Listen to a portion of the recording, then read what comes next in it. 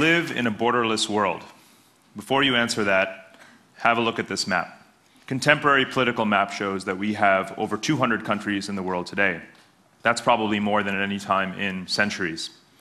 Now, many of you will object. For you, this would be a more appropriate map. You could call it Tedistan. In Tedistan, there are no borders, just connected spaces and unconnected spaces.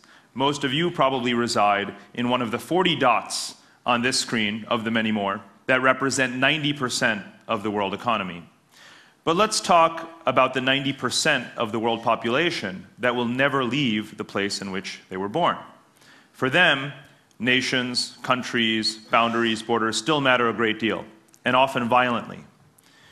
Now here at TED, we're solving some of the great riddles of science and mysteries of the universe. Well, here's a fundamental problem we have not solved: our basic political geography. How do we distribute ourselves around the world?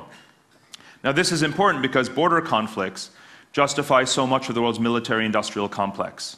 Border conflicts can derail so much of the progress that we hope to achieve here. So I think we need a deeper understanding of how people, money, power, religion, culture, technology interact to change the map of the world. And we can try and anticipate those changes and shape them in a more constructive direction. We have 200 countries in the world. The entire planet is covered by sovereign, independent nation states. Does that mean that someone's gain has to be someone else's loss? Let's zoom in on one of the most strategic areas of the world, Eastern Eurasia. As you can see on this map, Russia is still the largest country in the world, and as you know, China is the most populous, and they share a lengthy land border. What you don't see on this map is that most of Russia's 150 million people are concentrated in its western provinces and areas that are close to Europe, and only 30 million people are in its eastern areas.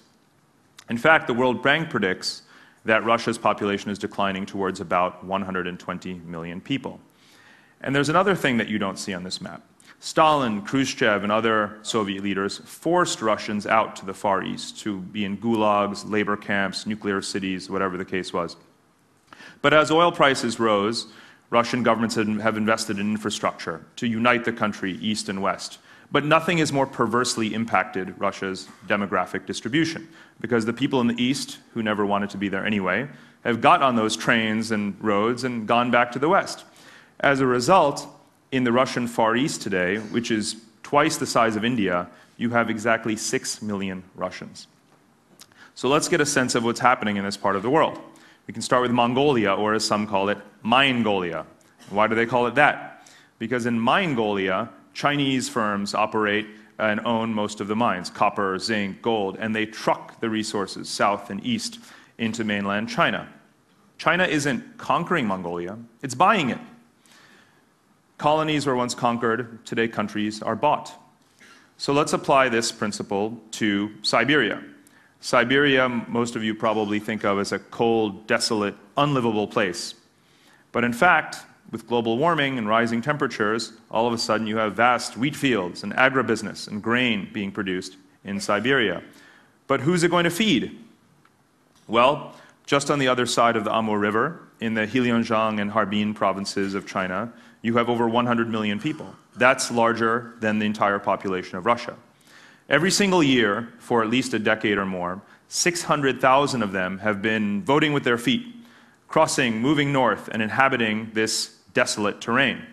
They set up their own bazaars and medical clinics. They've taken over the timber industry and been shipping the lumber east back into China. Again, like Mongolia, China isn't conquering Russia. It's just leasing it. That's what I call globalization Chinese style. Now, maybe this is what the map of the region might look like in 10 to 20 years.